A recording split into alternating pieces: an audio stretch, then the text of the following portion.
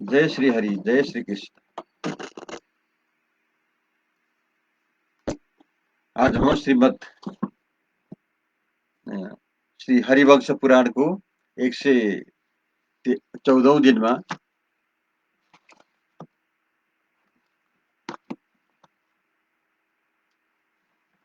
अष्टपंचाशत अध्याय प्रारंभ करने जा रहा हूँ। इसमें आज हम द्वारकापुरी का विश्वकर्मा द्वारा निर्माण, निधिपति शंख और सुधर्मा सभा का आनयन, श्री कृष्ण द्वारा सुव्यवस्था पूर्वक वहां यादवों को बसना तथा बलराम जी का रेवती के साथ विवाह के विषय में श्रवण करेंगे। वैशंपायन जी कहते हैं,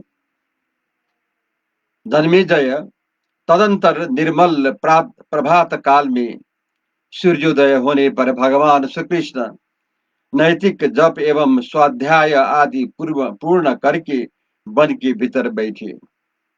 तत्पश्चात दुर्ग के लिए उपयुक्त स्थान देखने की इच्छा से वे उस प्रदेशों में घूमने लगे। उस समय कुल के बड़े बड़े यदुवंशी भी यदुनंदन श्री कृष्ण के पास आ गए थे। श्री कृष्ण ने रोहिणी नक्षत्र में श्रेष्ठ शनिवार को उत्तम ब्राह्मणों से स्तुति वाचन कराकर विपुल पुण्य घोष के साथ दुर्ग निर्माण का कार्य आरंभ कर दिया।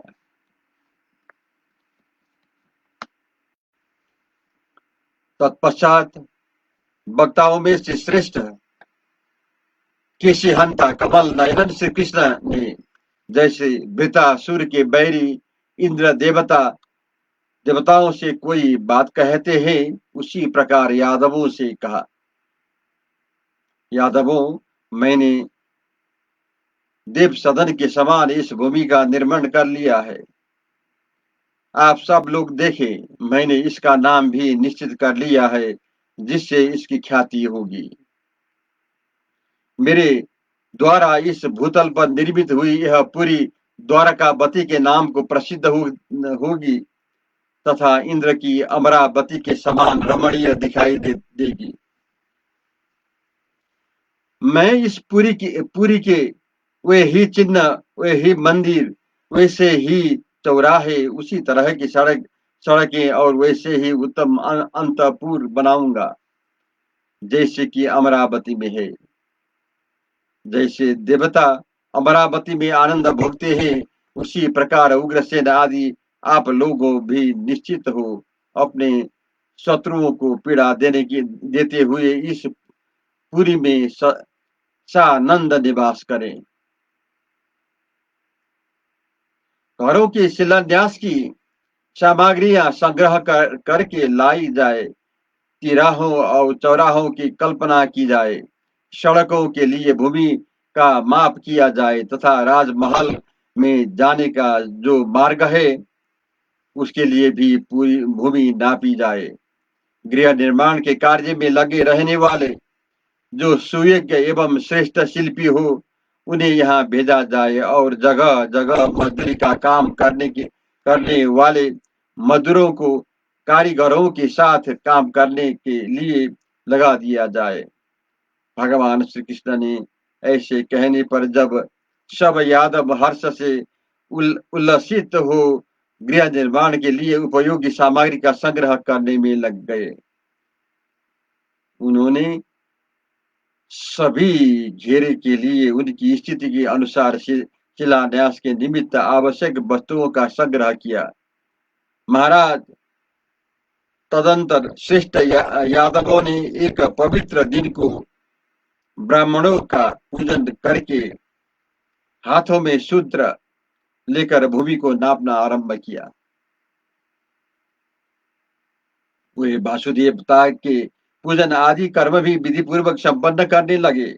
तत्पश्चात परम बुद्धिमान भगवान श्री कृष्ण ने वहां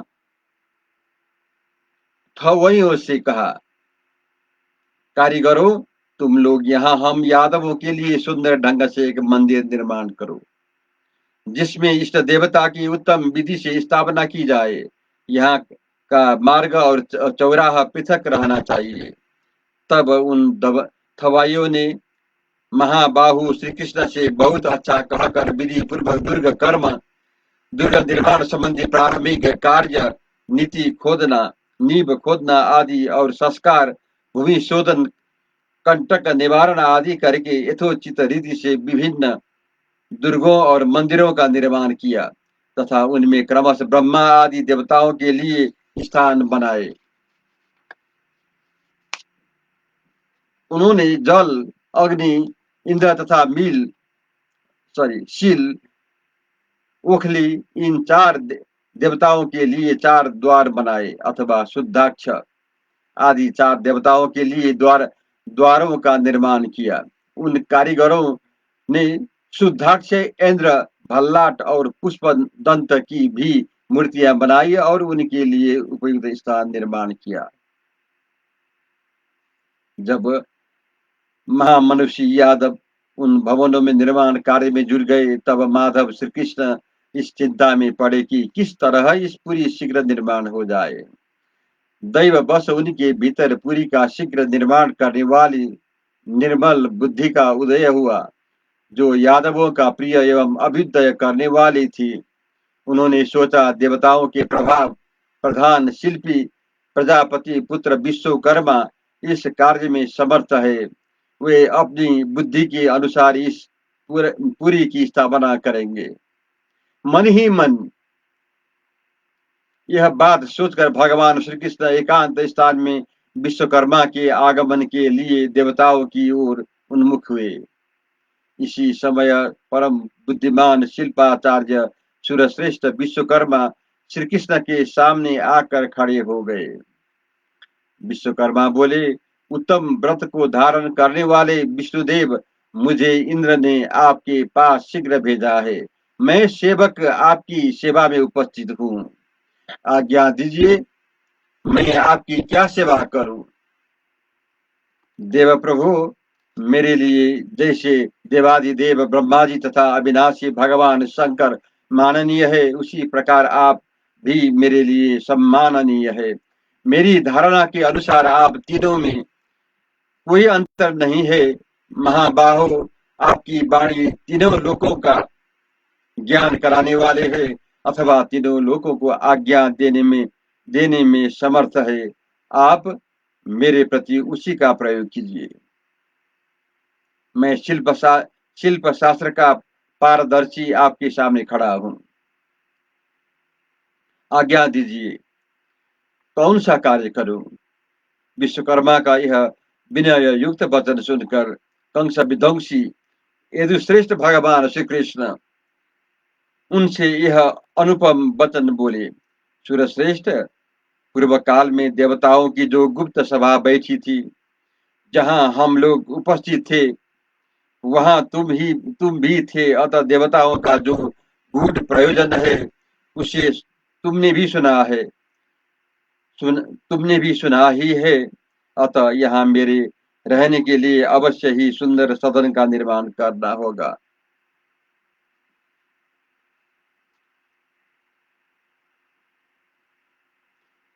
उत्तम व्रतधारी देव, मेरे निमित्त अपने शिल्प कौशल का प्रदर्शन करने के लिए तुम्हें इस नगरी को बसाना और इसके भाव भवनों का निर्माण करना है। यह पूरी सब ओर से मेरे प्रभाव के अनुरूप गृहों द्वारा सुशोभित हो। महामते, जैसे स्वर्ग में अमरावती पुरी सबके श्रेष्ठ है, उसी तरह इस पृथ्वी पर यह पुरी जैसे भी सर्वोत्तम हो सके वैसा ही प्रयत्न करे। तुम्हें इसका निर्माण करना है। तुम इस कार्य में समर्थ हो। मेरा यह स्थान तुम्हें वैसा ही बनाना है जैसा कि वैकुंठ धाम में है, जिससे यहाँ के सब मनुष्य मेरा इस पुरी का तथा यदुकुल का वैभव देख सके। उनके ऐसा कहने पर बुद्धि के स्वामी प्रजापति विश्वकर्मा ने अनायास ही महान कर्म कराने वाले देव शत्रु विनाशक श्री कृष्ण से कहा, प्रभु, आपने जो कुछ कहा है वह सब मैं करूंगा, परंतु पूरी के लिए जो भूमि है, यह इस विशाल जन समुदाय के लिए पर्याप्त नहीं होगी। पुरुषोत्तम, आप चाहे तो यह विस्तृत हो सकेगी। मेरी इच्छा है इसका सुंदर विस्तार हो। इसमें चारों समुद्र मूर्तिमान होकर विचरेंगे। यदि जल के स्वामी समुद्र कुछ भूमि छोड़ सके, तो यह पूरी भली भांति विस्तृत एवं उत्तम क्षणों से संपन्न हो सकेगी। विश्वकर्मा के ऐसा कहने पर वक्ताओं में से श्रेष्ठ श्री कृष्ण, जो पहले से ही समुद्र से भूमि लेने का निश्चय कर चुके थे, सरिताओं के स्वामी सागर से बोले, समुद्र, यदि मेरे प्रति तुम्हारी आदर बुद्धि है, तो तुम मेरे कहने का 12 योजन तक जलाशय से अपने स्वरूप जल को समेट लो। तुम्हारे जगह देने पर यहाँ बनने वाली इस पुरी का प्रदेश पर्याप्त विस्तार को प्राप्त हो जाएगा तथा यह रमणीय पुरी मेरे समस्त सैन्य समूह का भार सहन कर सकेगी। उस समय श्री कृष्ण का यह वचन सुनकर नदी और नदियों के अधिपति समुद्र ने मारुत योग वायु के संकोच द्वारा अपने जलाशय के जल का उपसंहार करके उतनी भूमि छोड़ दी।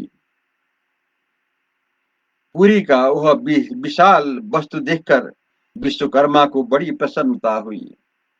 समुद्र ने उस समय भगवान श्री कृष्ण का सम्मान किया। तत्पश्चात विश्वकर्मा ने यदुनंदन श्री कृष्ण से कहा, गोविंद, आप सब लोग आज से ही इस पुरी में निवास करने के लिए तैयार हो जाए। प्रभु, मैंने मन से इस पुरी का निर्माण कर लिया है। अब थोड़े ही समय में यह गृहों की पंक्तियों से अलंकृत रमणीय पुरी के रूप में प्रकट हो जाएगी।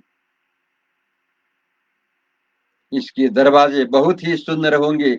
इसमें सब और सुंदर बंधन बारें लगी होगी।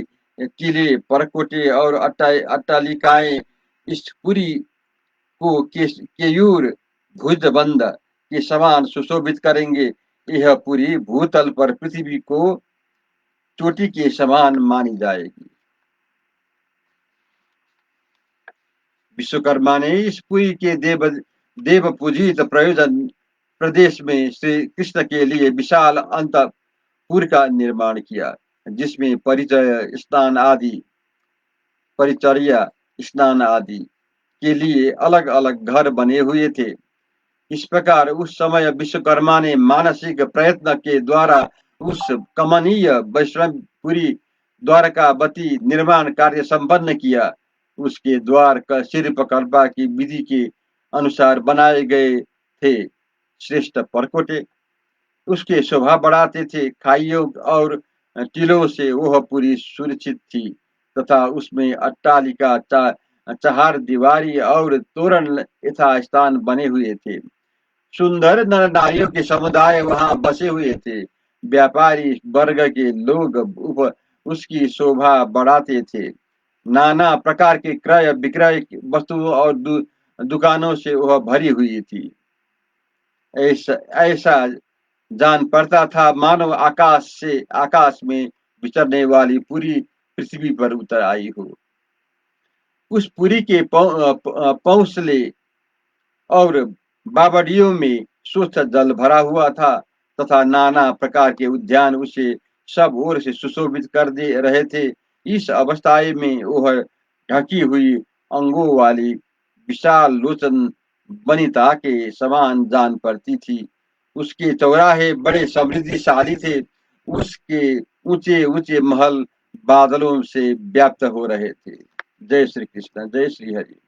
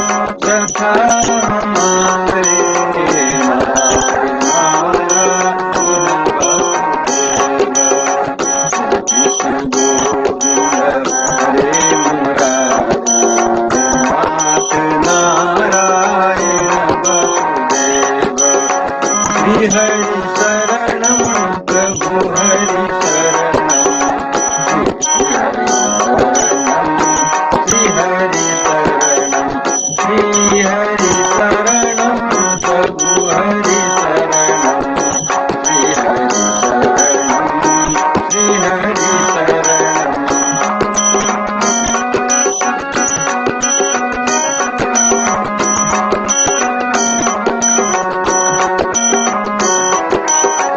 श्री हरि शरणम प्रभु हरि शरणम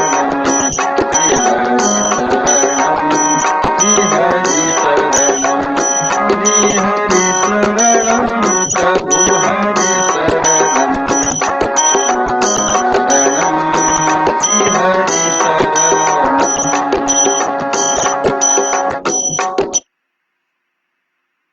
जय श्री कृष्ण, जय श्री हरि।